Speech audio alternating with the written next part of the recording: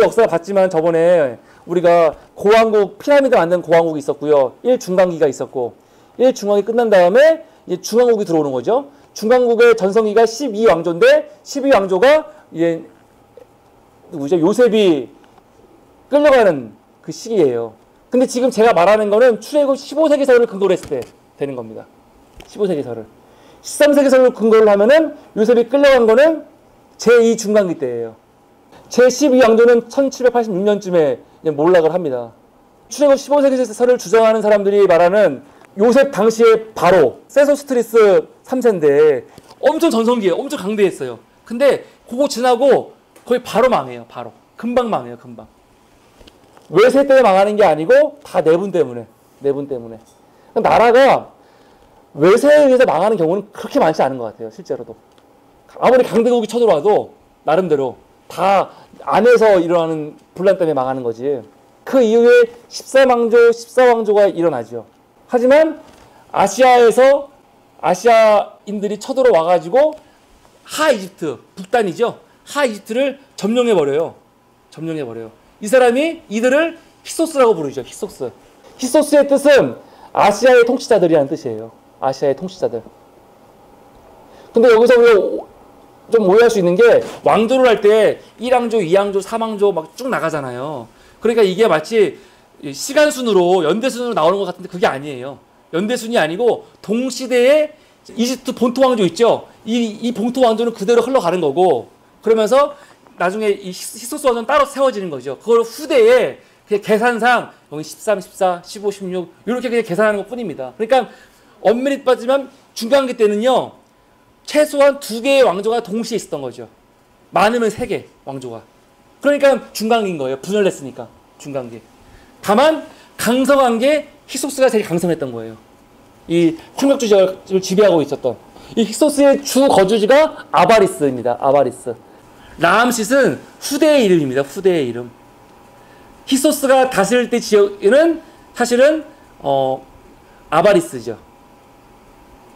그리고 람세스는 나중에 람세스 2세 때 가서 나오는 거예요. 근데 이것도 최근 들어서는 바뀌고 있어요. 그러니까 출애굽 13세기서를 주장하는 사람들의 강한 논거 중에 하나는 뭐냐면 아니 이스라엘 백성이 라암셋을 짓지 않았냐. 근데 라암셋은 람세스 2세 때 지은 거 아니냐. 그러니까 이때는 람세스 2세 때다. 이렇게 얘기를 하거든요. 근데 이건 너무 사실은 웃긴 얘기예요. 아까 말했지만 창세기에 단이 나오잖아요. 창세기에 여호와라는 이름이 나오잖아요.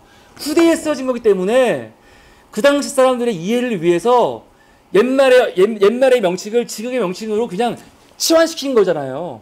그렇게 이해할 수 있어요. 라암셋은.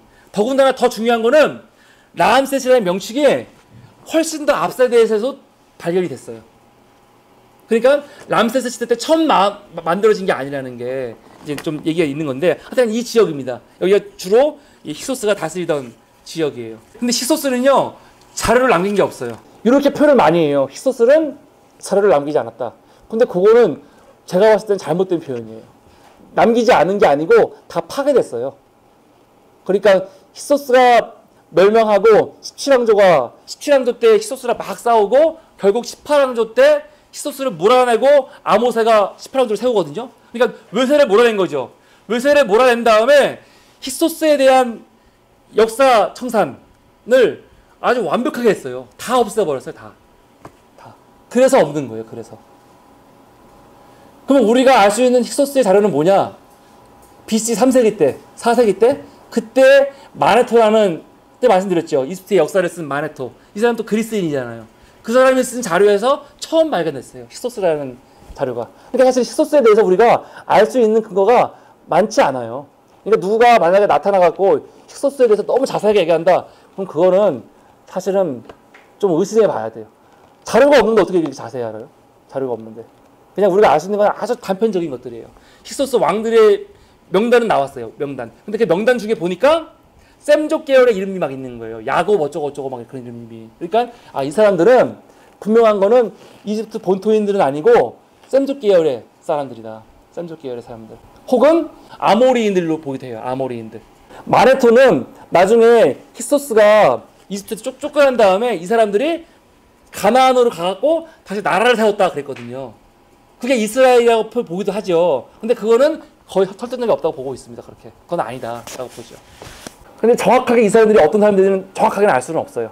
알 수는 없는데 하여튼간 아시아 계열의 사람들이고, 그리고 분명한 거는 다양한 민족으로 형성된 사람들이라는 거. 그리고 분명한 거는 이스라엘과 굉장히 유사한 사람들이라는 건 분명해요. 저는 우선 출애굽 15세기서를 근거로 했을 때 이스라엘이 이집트에 들어갔을 때는 중앙국이에요. 중앙국에서 머문 기간이 한 300년 되고, 그리고 히소스와 함께 머무는 기간이 한 130년 정도 되는 겁니다. 마지막에. 이랬을 때 사실은 히소스의 역사가 없었으면은 이스라엘은 아마 사실 이 이집트에 완전히 통합이 됐을 거예요. 되지 않았을까 생각이 들어요. 아까 말씀드렸잖아요.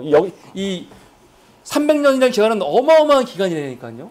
원나라, 청나라보다 훨씬 더 긴 기간을 당시 전 세계에서 제일 최고의 고도의 문명의 지배를 받으면서 거기 살고 있는데, 더군다나 노예도 아니었어요. 노예는 훗날의 이야기지. 그때는 이스라엘이 그냥 이집트 사람이었습니다. 이집트 사람으로 산 거였어요.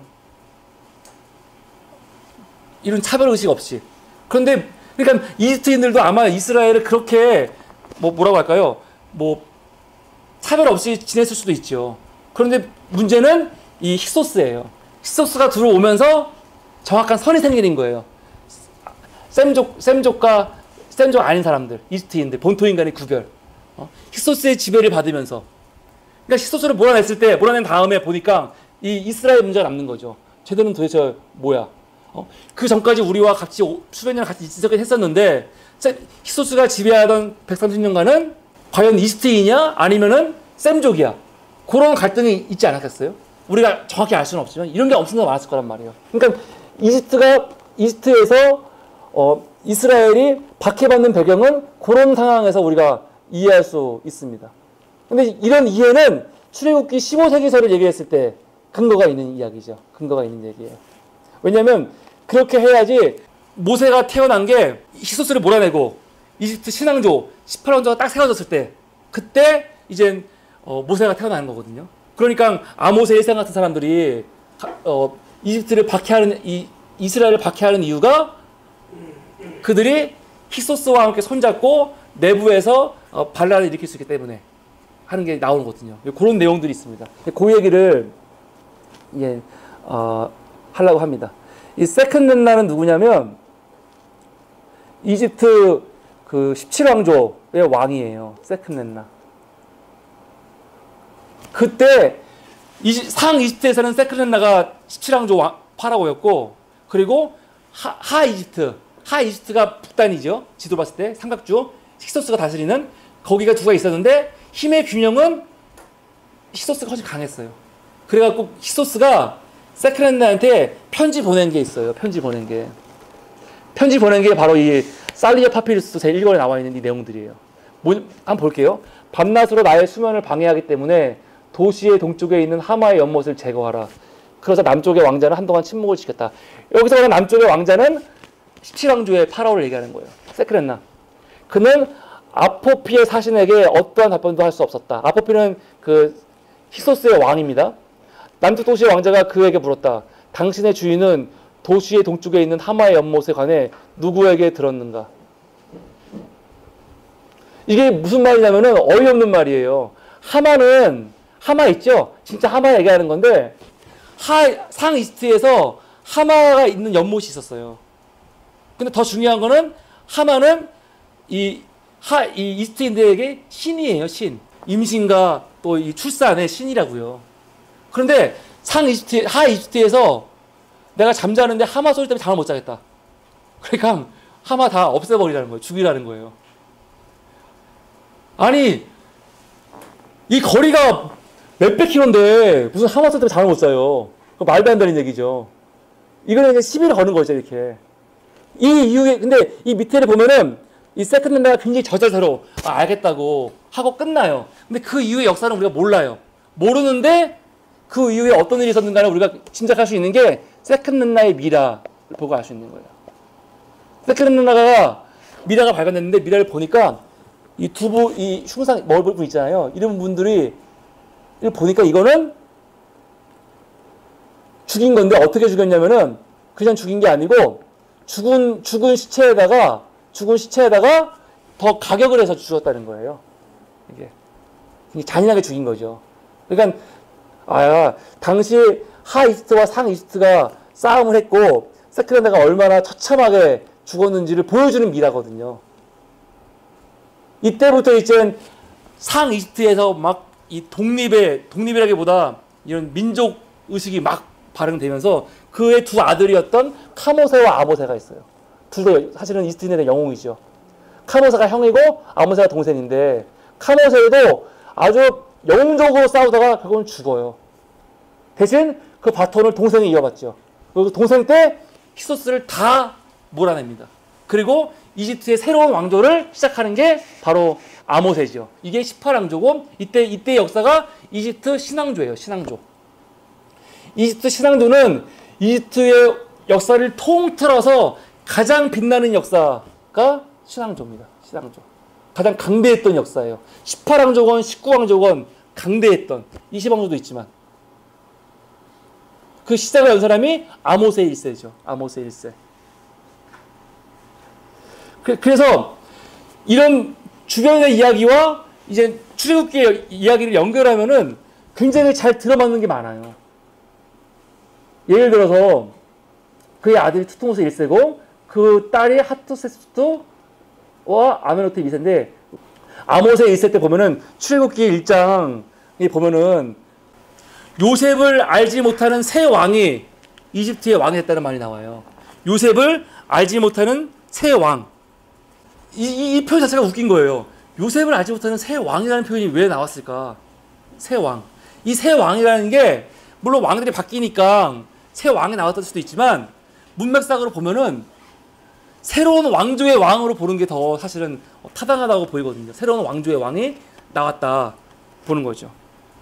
그런데 나중에 출애굽기 1장 15절에 가면은 또 파라오가 나와요. 근데 그 파라오의 이름이 안 나오니까 좀 다른데 이거는 나중에 아모세 1세의 손자인 투트모세 1세 때라고 봅니다. 이때 이 사람이 뭐라고 하냐면 산파를 불러서 히브리 남자 아이를 다 죽이라고 명령을 해요. 다 죽이라고. 근데 명령하는 이유가 뭔지 아세요? 명령하는 이유가? 1장 8절 9절에 보면은 자, 요셉을 알지 못하는 새 왕이 일어나서 애굽을 다스리더니 그가 그 신민에게 이르되 이 백성 이스라엘 자손이 우리보다 많고 강하도다. 자, 우리가 그들에게 대하여 지혜롭게 들을 건데 그들이 더 많게 되면 전쟁이 일어날 때에 보세요. 뭐라고 써 있어요? 우리 대적과 합하여 우리와 싸우고 이 땅에서 갈까 하노라 하거든요. 우리 대적할 때. 그럼 도대체 이 새 왕이 요셉을 알지 못하는 새 왕이 일어나가지고 뭘 걱정하는 거냐면 전쟁이 났을 때 이 사람들이 우리의 적과 힘을 합쳐서 싸울 거라는 거예요. 내부 안에서 전쟁을 일으킨다는 거예요. 이때 이 대적이 누구잖아요. 대적이. 만약에 이때 파라오를 19왕조로 보면요. 대적이 결국은 내부인이잖아요. 내부 안에 대적이 있다는 거 아니에요. 그 대적과 이스라엘이 합쳐서 싸운다는 건데 그거는 설득력이 별로 없는 거예요. 파라오가 말하는 대적이 도대체 누구냐는 거예요. 대적이. 오히려 이 문맥을 보면은 이 대적을 히소스로 보는 게 더 낫다는 거죠. 히소스. 외부 세력. 쫓겨난 이집트에서 쫓겨난 히소스가 있을 거 아니에요. 근데 이스라엘은 셈조 아니에요. 셈조. 같은 아시아인들 아니에요. 그러니까 저들과 또 전쟁을 해야 되는데 그때 우리 내부에 있는 셈족인 이스라엘이 이 많은 사람들이 반란을 일으켜 싸우면은 우리가 어떻게 되겠느냐 걱정하는 구절이죠. 그러니까 이거를 지금 그냥 출애굽 15세기 글설에 근거해 가지고 역사를 정황과 비추어 보면은 성서에서 설명되지 않은 역사적인 배경과 매치되는 부분이 많아요. 이런 것들이. 이게 아니면 사실 여기서 말하는 파로가 말하는 새 왕, 우리의 대적이 참으로 해석하기 어려운 부분이에요. 도대체 대적이 누구야? 람세스면은 그때 람세스의 권력이 최고조에 달해 있었는데 그 아버지가 세티 1세고 람세스는 모세 때의 왕이니까 빼더라도 그 아버지 세티 1세가 있잖아요. 세티 1세가 또 수십년을 다스렸거든요. 그리고 19왕조는 강대한 왕조였기 때문에 주변에 이렇게 반란 세력이 없었단 말이에요. 그런데 도대체 파라오가 그렇게 자기의 왕실의 안위를 걱정할 만큼 걱정할 대적이 도대체 누구냐고, 대적이. 대적이 없는데. 대적이 없어요. 19세기 때는 팔레스타인까지 다 이집트의 권위 안에 있었던 부분이 있었는데요. 오히려 저 히타이트하고 싸울 건데 걱정하는 건가? 히타이트는 여기까지 오지도 못해요. 히타이트가 싸웠다는 거는 이집트인들이 올라가서 싸운 거예요. 히타이트는 자기네 지역에서 맞고 싸우는 정도지, 메소포타미아 사람들이 쳐들어와서 싸울 경우는 없어요. 없습니다. 그거는요, 훗날 고레스도 못했어요. 고레스도. 페르시아의 고레스도 그렇게 못했어요. 고레스 아들의 가사를 하긴 했지만, 이집트는 그러니까 점령할 수가 없는 곳이에요. 보통 일반적으로 여기까지 못 와요. 이집트는 항상 전쟁이 자기들이 나가서 싸우는 거였죠. 근데 도대체 이집트 이 왕이 도대체 걱정하는 우리 대적이 누구냐, 대적이. 대적이 없는데 다 사막인데요. 온통 쳐들어올 땅이 없어요. 이 이집트 역사에서 히소스를 제외하고는 설명할 수가 없는 부분이에요. 제가 생각했을 때는. 그래서 저는 출애굽 15세기서를 제가 지지하는 이유가, 성경에 대한, 옛날에는 성경 말씀 그대로 믿어야 되니까 15세기서인데 전 그게 아니고, 역사하는 사람으로서 고대 근동의 역사와 비교해 보니까 이게 제일 설득력이 있다라고 생각이 드는 거죠. 그래서 이렇게 되는 거고, 그 요셉을 알지 못하는 새 왕은 누구냐? 아모세 1세예요. 아모세 1세. 지금은 15세기서를 근거로 했을 때, 또 다음에 여기 보면은 남자아이 다 죽여라 말하는 왕 있죠. 그거는 투투모세 1세. 그렇죠. 아모세의 손자인 투투모세 1세라고 보는 게 낫습니다. 근데 이 성경에 보면은 그 딸이 어떻게 해요? 히브리 아이를 데려다 키우잖아요. 그 딸이. 투투모세 1세의 딸이. 엄청난 권위의 파라오의 말을 딸이 이렇게 거역할 수 있을까? 생각이 있거든요. 그런데 투투모세 1세한테는 진짜 유명한 딸이 한 명 있었어요. 그 사람이 바로 하트세수트. 대단한 사람입니다. 대단한. 파라오로서 실제로 이집트를 다스리기도 했고, 그래서 어떤 사람은 모세의 어머니가 바로 하트세수트라고 얘기도 하고, 어떤 사람은 그건 너무 좀 인위적이다. 그러니까 15세기를 주장하더라도 파라오한테 얼마나 많은 딸이 있었겠어요. 그 중에 누군가겠지, 굳이 꼭 하트세수트는 아닐 거다 얘기하는 것도 있고. 그런데 분명한 거는 그 당시에 딸들이 단순히 막 이렇게 여자이기 때문에 안 하고 그런 게 아니라는 거예요. 하트세수트의 남편이 아메르텟 2세였는데, 아메르텟 2세 같은 경우는 유약했어요. 되게 유약한 왕이었어요. 근데 이 둘 사이에는 아들이 없었어요. 아들이 없었습니다. 아들이. 딸만 있었죠. 그 딸도 되게 유명하죠. 그 딸을 결혼시킨 게 투트모스 3세예요. 투트모스 3세는 배다른 아들이라고 해야 되나요? 그러니까 자기 남편의 첩이죠. 한번 후궁의 아들이에요. 후궁의 아들과 본처의 딸이 결혼을 한 게죠. 그래서 파라오가 됐어요. 근데 아주 어린 아이거든요. 그러니까 투트모스 3세는 어린 아이 때 실권은 누가 진 거예요? 하트세수트가 진 거예요. 그래서 하트세수트가 수십 년, 30년 이상을 다스려요.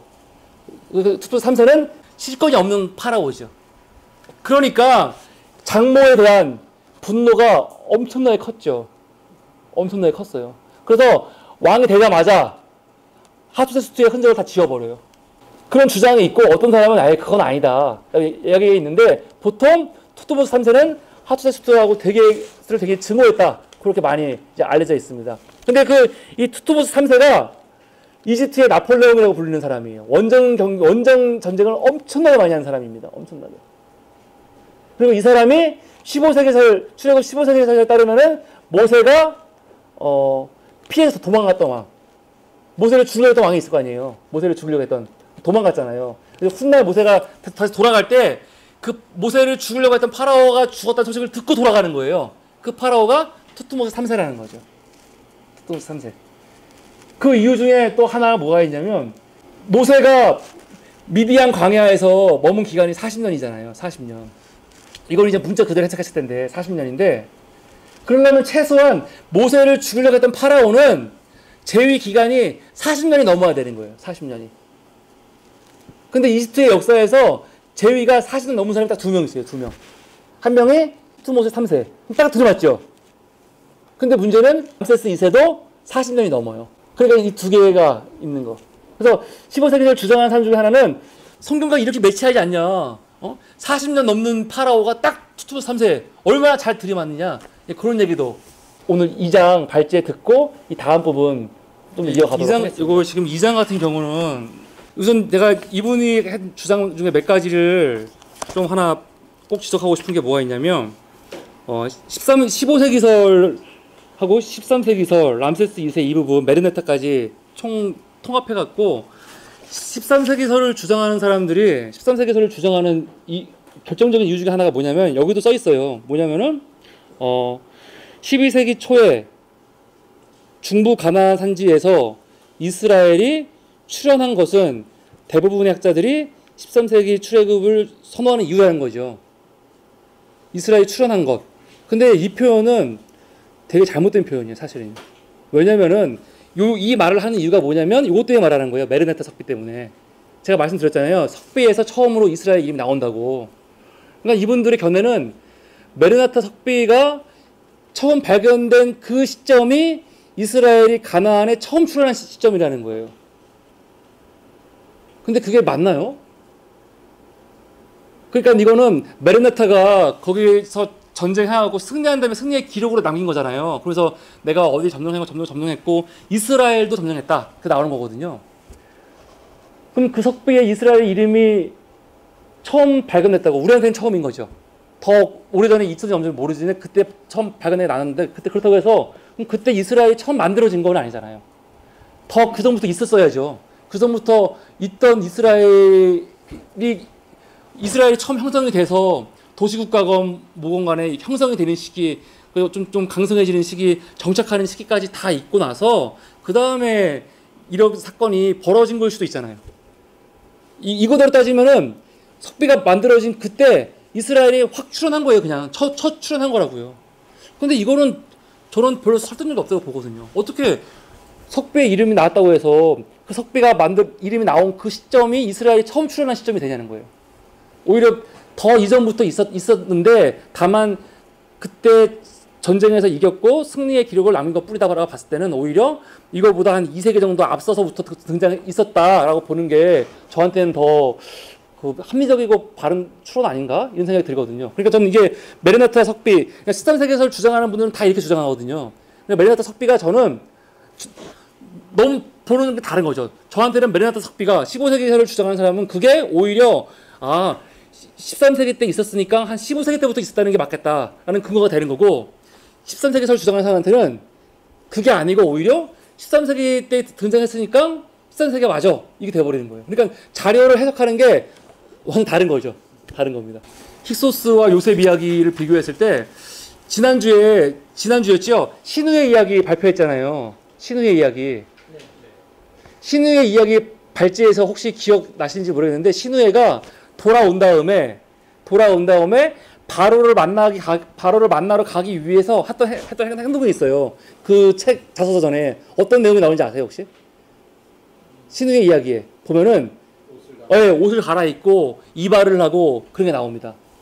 근데 성경에도 보면은 요셉이 바로를 만나기 전에 면도를 하고 이발을 하고 그 장면이 나오거든요. 그러면 우리가 얼핏 생각하면 아니 왕을 만나러 가는데 당연히 이발하고 단정하게 하는 건 당연한 거 아니야 생각할 수 있잖아요. 근데 이게 당연한 거면은 굳이 기록할 필요가 없어요. 이 당연한 걸 뭐 굳이 기록을 해요.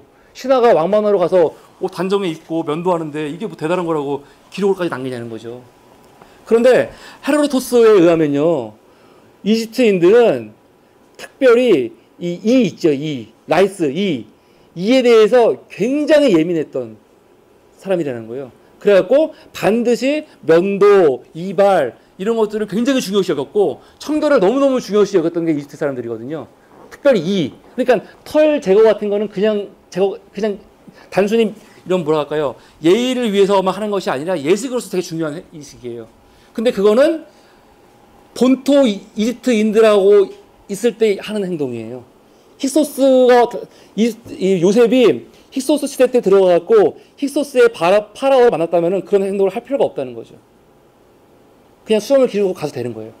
그러니까 성경에서 이 요셉이 파라오를 만날 때 면도를 했다는 것도 굉장히 중요한 증거가 됩니다. 그 파라오는 본토 이집트인이었다는 거. 중왕국 때. 또 하나는 요셉의 부인이 나중에 파라오가 중매를 서요. 그래서 온의 제사장의 딸과 결혼을 시키거든요. 온은 헤르모폴리스예요. 태양신을 섬기던. 그러니까 요셉의 장인은 태양신 레를 섬기는 사제의 딸이었다고요. 그러니까 이거는 파라오가 요셉한테 힘을 주기 위해서 한 행동이잖아요. 힘을 꺾으려는 게 아니고. 왜냐면 요셉한테 정권을 주고 나라를 맡기려고 하는데 이방인이고, 그러다 보니까 그의 배경을 만들어주기 위해서 형식적으로 생각했을 때 결혼을 시킨 거라고요. 제사장의 부인 딸과. 근데 그게 태양신이잖아요. 태양신. 그런데 레는요, 본토 이집트인들이 섬기던 신이에요. 힉소스는 레를 섬기지 않았어요. 힉소스는 세트라는 신을 섬겼어요. 세트. 이것만 봐도 알 수 있는 게 뭐냐면, 요셉이 들어갔을 때 파라오는 본토 이집트인이라는 거죠. 본토 이집트인. 또 보디발 있잖아요. 보디발도 실제 보디발이라는 사람이 있을 수도 있는 거고, 왜냐면 보디발이 그 왕의 측근이잖아요. 경호하는 사람 측근이거든요. 근데 보디발이라는 이름 안에 당연 뜻이 뭐냐면, 보디발이라는 이름 안에 보디베라라고 해서, 그게 보디베라라는 이름에서 나왔다는 거예요. 보디발이. 근데 그게 보디베라가 뭐냐면 레의 사람들, 레가 만든 사람들. 그러니까 본토 이집트인들을 나타내는 용어라는 거예요. 그 뜻이. 그러니까 보디발이라는 이름 안에서 그 사람은 순수 이집트인이라는 게 담겨 있다는 거죠. 그러면 만약에 힉소스 파라오였다면은 자기의 최측근 인사를 힉소스인이 아닌 본토 이집트인을 했겠냐, 그런 이야기도 합니다. 그래서 지금 제가 얘기하는 이건 뭐냐면, 요셉이 이집트에 들어갔을 때 파라오가 순수 이집트인이었다는 거죠. 중왕족, 힉소스 왕조가 아니고. 그래서 그런 것들을 좀 연결해서 할 필요가 있고, 또 할크라는 학자가 그 중왕국 시대 때 유물을 발견을 했는데, 거기에 보면 이제 아시아 노예들 명단이 나와요. 그러니까 이집트에서 아시아 노예들을 데려오는 거는 비일비재한 거였습니다. 비일비재. 물론 싸움 전투에서 끌고 오는 경우도 있었지만 돈 주고 매매하는 경우가 많았어요. 그러니까 요셉 같은 경우 같이 이렇게 매매하는 경우가 실제로 많았다는 거예요. 실제로. 근데 그 명단이 48명의 명단이 나왔는데, 그 중에 6명한테는 별도의 직책이 나와요. 직책이. 이름만 나온 사람이 있고, 어떤 사람에게는 어떤 일을 하는 누구 이렇게 직책이 나오는데, 그 직책 중에 4명은 술 따르는 하인이 있고, 나머지 2명은 가정 총무, 가정의 일을 돌보는 사람이에요. 요셉이 했던 일이죠. 요셉이 했던 일.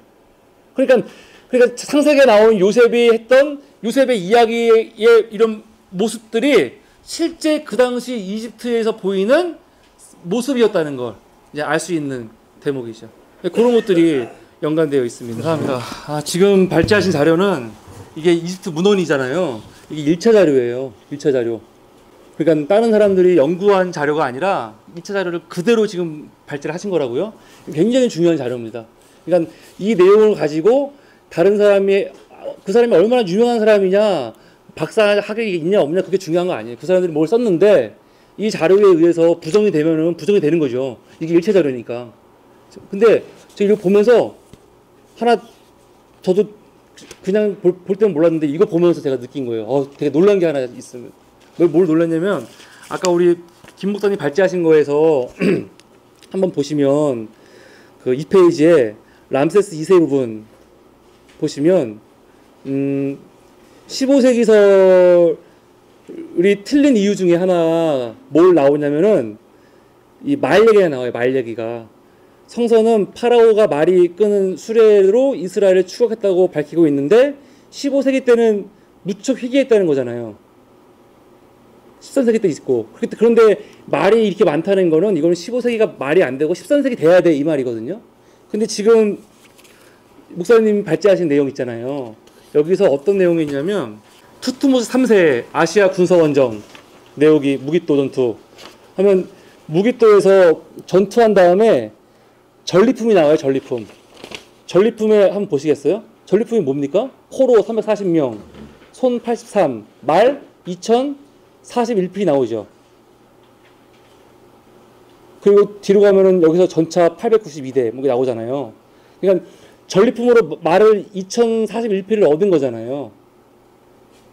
그러면 이것만 봤을 때는 우리가 말을 그러면 이게 양이 많은 건지 적은 건지 알 수가 없잖아요. 그렇죠? 근데 열왕기상 11장을 보면요. 10장을 보면은 솔로몬 얘기가 나옵니다. 솔로몬. 이때는 우선 그걸 아셔야 돼요. 이때는 10세기예요.